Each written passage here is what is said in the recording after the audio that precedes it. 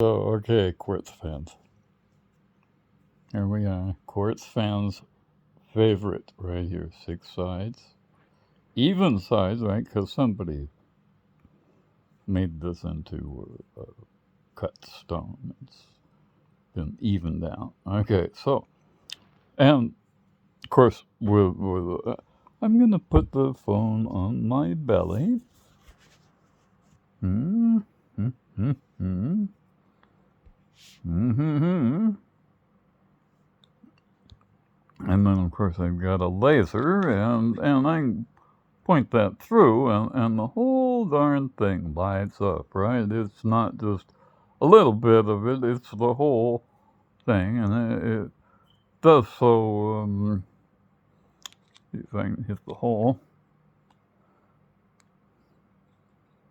through the whole thing, and kind of no matter which way you point it, it does that. So now watch up there on the ceiling, and I've got the pointy end in the little hole here, and I've got the flat end, and it's flat and smooth and nice, and you can see up inside of there, see?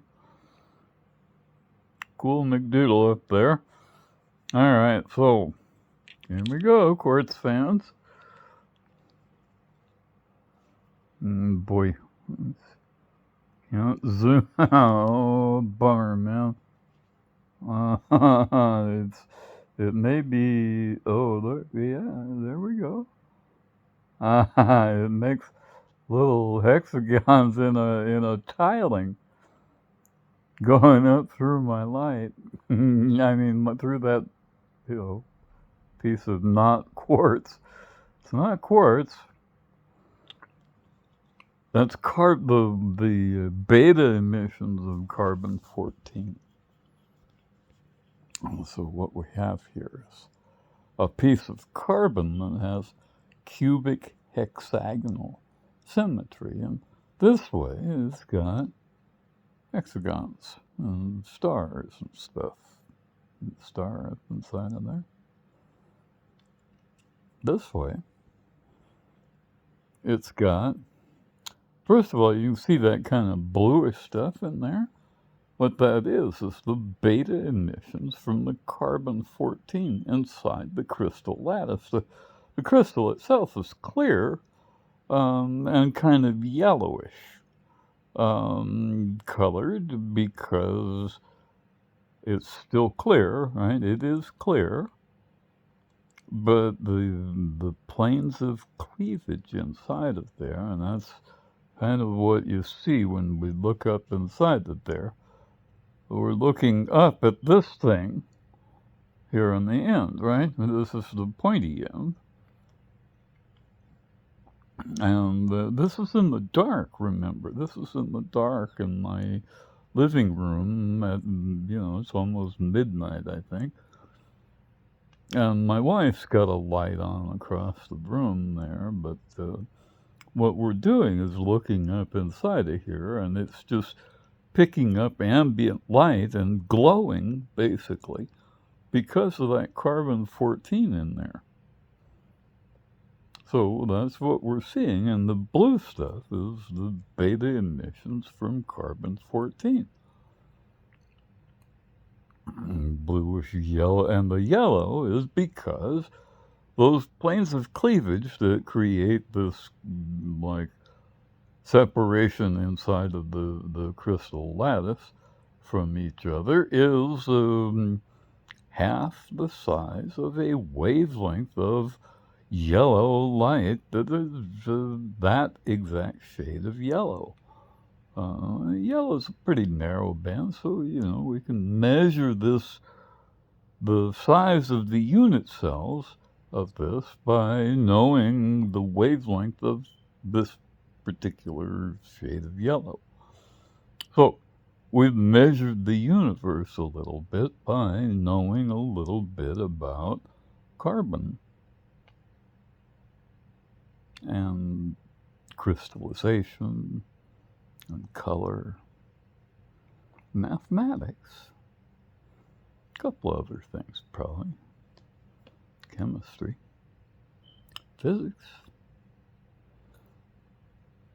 And if you don't know all of those things, somebody tells you, oh yeah, diamonds are this big, and they're really, really expensive.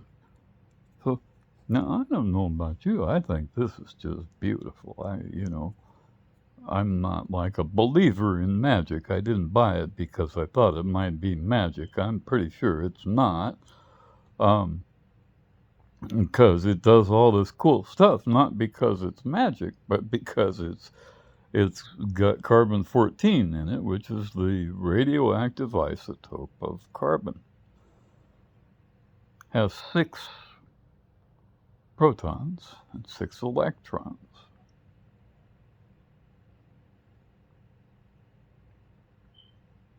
In one direction, it creates cubes.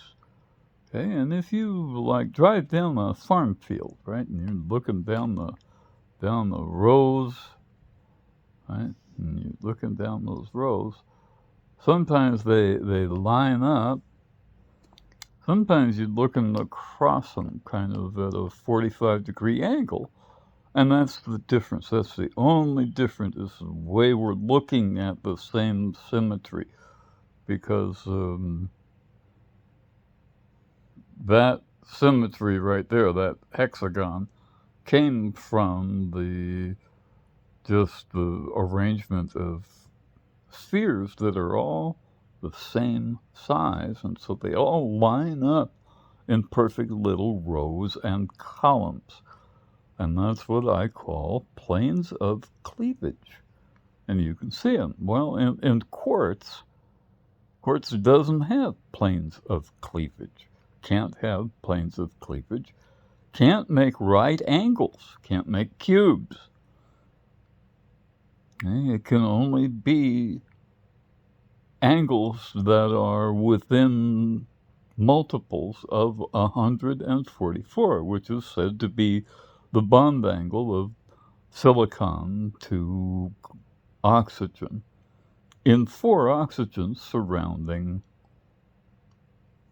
something. So if you think about that, that means that it's got all kinds of vacancies all around it, because the universe is not like that. It's cubic because it's 3-dimensional, right?